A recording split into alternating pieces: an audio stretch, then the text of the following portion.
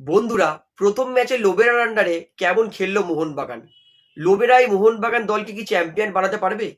ডিমি তিনি কি লোবেরার আন্ডারে নিজেকে আরো স্বাচ্ছন্দ্য বোধ করছেন? হাবাস দাদুর ভাগ্য খারাপ, ইন্টার কাশি 1-1 ড্র করলো। অনেক গুরুত্বপূর্ণ আপডেট দেবো, তাই অবশ্যই ভিডিওটা শেষ পর্যন্ত দেখবেন। এবং যারা চ্যানেল নতুন আছেন সবাইকে একটা অনুরোধ করে রাখবো, যেহেতু এইখানে আপনারা খেলার সমস্ত রকম আপডেটস পেয়ে যাবেন, তারা অবশ্যই পাবলিক ভিউ কলকাতা চ্যানেলটিকে সাবস্ক্রাইব করে বেল আইকন প্রেস করে অল করে রাখবেন। তাহলে বন্ধুরা, সবার প্রথমে বলি, হাবাস দাদুর কি ব্যাড লাক। ইন্টার কাশি তারা তাদের জেতা ম্যাচ, তাদের গোলকিপার লুইস তার একদম ব্লান্ডারের জন্য ম্যাচটা 1-1 ড্র করলো। প্রথম ম্যাচেই হাবাস দাদু স্ট্র্যাটেজির সামনে চমকে গেছিল এফসি গোয়া। এফসি গোয়া ধারে বারে টিকতে পারছিল না ইন্টার কাশির বিরুদ্ধে। আর হাওয়াস কেন ভাই আমার আজ পর্যন্ত আইএসএল এর বেস্ট কোচ, হাওয়াসের স্ট্র্যাটেজি দেখলেই না মাথা ঘুরে যায় জাস্ট। ইন্টার কাশি যেইভাবে বল নিয়ে অপারেট করছিল, এফসি গোয়ার কাছে কোনো রকম উত্তর ছিল না। ফার্স্ট হাফের 45 মিনিটে প্রশান্তের গোলে ইন্টার কাশি কিন্তু 1-0 লিড নিয়ে নিয়েছিল। এবং ইন্টার কাশি যেইভাবে বলবো যে দেখুন, এফসি গোয়া অনেক স্ট্রং টিম, এতে কোনো সন্দেহ নেই। ইন্টার কাশি নতুন আইএসএল এ প্রথম ম্যাচ খেলছে আইএসএল এ, কিন্তু দেখে মনে হয়নি যে ইন্টার কাশি নতুন, কারণ তারা কোচই পেয়েছে ভাই চ্যাম্পিয়ন লেভেলের, অ্যান্টোনিও লোপেজ হাভাস। মানে 78 মিনিট পর্যন্ত ইন্টার কাশি দেখে মনে হচ্ছে গোল খাবে না। গোলকিপার লুইস যেই বলটা পাস দিয়ে দে বা ক্লিয়ার করে দে, সে কাটাতে গেল, ব্যাস ওখানে ঘাবলা, কাটাতে পারিনি। আর গোয়ার প্লেয়ারটাকে আটকাতে গেছে, প্রথমে হাত ধরে টেনে ওর গায়ের উপর বসে পড়েছে। তো ক্রিস্টাল জন 1 মিনিটও নেয়নি, দৌড়ে রেড কার্ড দেখা দেখে দৌড়ে দৌড়ে এসেছে, ডাইরেক্ট রেড কার্ড। সেইখানে 80 মিনিটে এফসি গোয়া পেনাল্টি দিয়ে 1-1 গোল করলো, করে ম্যাচটা ড্র করলো। শেষ 18 মিনিট মানে এফসি গোয়াকে জেতানোর পুরোপুরি চেষ্টা হয়েছিল, 8 মিনিট এক্সট্রা টাইম দিয়েছে, মানে 18 কি 19 মিনিটই বলতে পারেন। তো শেষ 19 মিনিট ইন্টার কাশি তারা 10টা প্লেয়ার নিয়ে খেলেও তারা কিন্তু এই ম্যাচটা ড্র করেছে। বলতে পারি যদি গোলকিপার ওরকম পাকামোনা মারতো, লুইস এরকম পাকামোনা মারতো, তাহলে কিন্তু ইন্টার কাশিও, কারণ হাওয়াসের ট্র্যাক রেকর্ড আছে আইএসএল আজ পর্যন্ত প্রথম ম্যাচ সবসময় জিতে এসেছে, তো সেটা কিন্তু মানে ইনট্যাক্ট থাকতো, কিন্তু একটু পাকামোর দোষে হলো না। তবে ইন্টার কাশি যা পারফরমেন্স করেছে, আমার মনে হয় আইএসএল এর আচ্ছা আচ্ছা ক্লাবকে এবারে কিন্তু ব্যান্ড বাজিয়ে দেবে হাওয়াস দাদু, এতে এক ফোঁটাও সন্দেহ নেই, মারাত্মক লেভেলের পারফরমেন্স করেছে। তো যাই হোক, ফাইনাল রেজাল্ট ইন্টার কাশি 1, এফসি গোয়া 1। তো এইবারে বলি, স্যার্জিও লোবেরার কোচিং কি ভরসা দিচ্ছে মোহনবাগানকে? স্যার্জিও লোবেরা কি মোহনবাগানকে আরো একবার চ্যাম্পিয়ন বানাতে পারে? বন্ধুরা, উত্তরটা কিন্তু আমি হ্যাঁই বলছি, পসিবিলিটিস প্রচুর।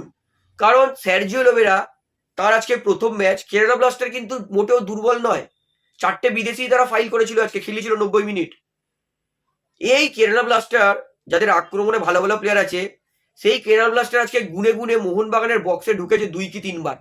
মানে আইএসএল এর প্রথম ম্যাচেই মোহনবাগানের ডিফেন্স এমন ভাবে রক সলিড ছিল, দেখে মনে হচ্ছে না যে মোহনবাগান সেই অলরেডি মনে সিজনের মাঝখানে আছে। এত সুন্দর রক সলিড ডিফেন্স ছিল আজকে মোহনবাগানের। অভিষেক টেকচাম ভাই মারাত্মক লেভেলের খেলেছে ভাই, প্লেয়ারটার জন্য ক্ল্যাপ দিতেই হবে। স্যার্জিও লোবেরা ভাই দলটাকে এত সুন্দর করে সাজিয়েছে, ডিফেন্স পুরো ইনট্যাক্ট। তার পাশাপাশি আপুইয়া থাপা যেইভাবে, আমি যেটা বলেছিলাম যে থাপা আর আপুইয়াই খেলবে, তো তারা যেইভাবে ডিফেন্সকে সাপোর্ট করেছে এবং অ্যাটাককেও সাপোর্ট করেছে, যেইভাবে মোহনবাগান আক্রমণে গেছে, যেইভাবে উইং অপারেট করেছে, আমি বলবো যে এই স্যার্জিও লোবেরা যেই কোচিংটা প্রথম ম্যাচে দেখেছি, আমি ভরসা পাচ্ছি যে মোহনবাগান তারা আরো একবার আইএসএল চ্যাম্পিয়ন হতে পারে। আর আমি বলবো রবসান রবিনো, তার কিন্তু একটুখানি নিজের ফিটনেস ফেরানো দরকার। রবসান রবিনো যদি আরো ফিট হয়ে যায়, ফুললি ফিট হয়ে যায়, মোহনবাগান দল কিন্তু আরো একবার আনটাচেবল হয়ে যাবে। স্যার্জিও লোবেরার কোচিং এ আমি কিন্তু পুরোপুরি ভরসা পাচ্ছি যে এই মোহনবাগান অবশ্যই আরো একবার সেই সবার রাজত্ব যেটা করে সেটা কিন্তু করতে পারে। কারণ স্যার্জিও লোবেরা প্রথম ম্যাচেই যে টিমের ডিফেন্স সলিড থাকে, সেই টিম কিন্তু অলওয়েজ টুর্নামেন্টে ভালো করে, এটা কিন্তু আমরা বহু বছর ধরে দেখে আসছি। তাই লোবেরার কিন্তু ডিফেন্স প্রথম ম্যাচে যেভাবে মোহনবাগান রক সলিড লেগেছে, মোহনবাগান কিন্তু আরো একবার আইএসএল রক করতে চলেছে স্যার্জিও লোবেরার কোচিং এ, এতে কোনো সন্দেহ নেই। এইবারে বলি, অনেকেই আমাকে জিজ্ঞেস করছে যে দাদা ডিমির খেলা আজকে আপনার কেমন লাগলো, একটু পুরো ডিটেলসে জানান। অনেস্টলি বলবো, আজকের এই ডিমিকে দেখে সেই পুরনো ডিমির কথা মনে পড়েছে। এটা হতে পারে যে মলিনার কোচিং এ ডিমি অনেক অতটা ফ্রি ফুটবল খেলতে পারছিল না, কারণ ডিমির সেই খেলা লোবেরার কোচিং এ কিন্তু আমরা দেখতেই পাইনি।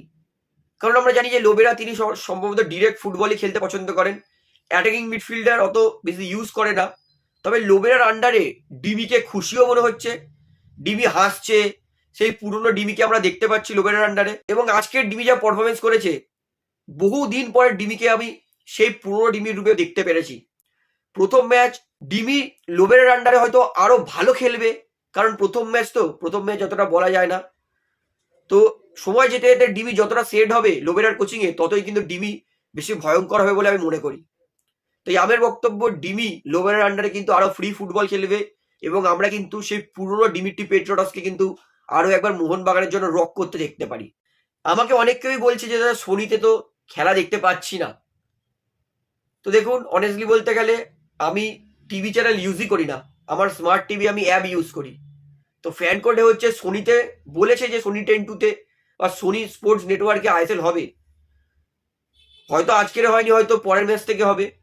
তবে আমি একটা কথা তো মানবো যে ভাই প্রচুর খারাপ কোয়ালিটি, দেখে মনে হচ্ছে সেই পুরনো যুগের কোয়ালিটিতে ফিরে গেছি।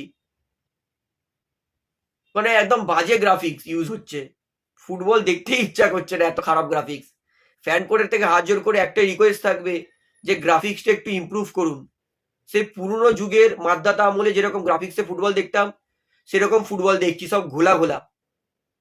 200 MBPS আমার নেট স্পিড, 4K আমার রিচার্জ, তো এরপরে যদি এরকম ঘোলা আসে, তার মানে দোষটা কার সেটা তো বুঝতেই হবে। তো যাই হোক, একটা রিকোয়েস্ট ফ্যান কোডকে, যা একটু ভালো কোয়ালিটি ইউজ করুন। আর সোনি স্পোর্টসে অবশ্যই ফুটবল হবে, আজকে যদি না হয় কালকে থেকে কিন্তু অবশ্যই হবে। তাহলে বন্ধুরা, ভিডিওটা এখানে শেষ করছি, আশা করি ভালো লাগলো।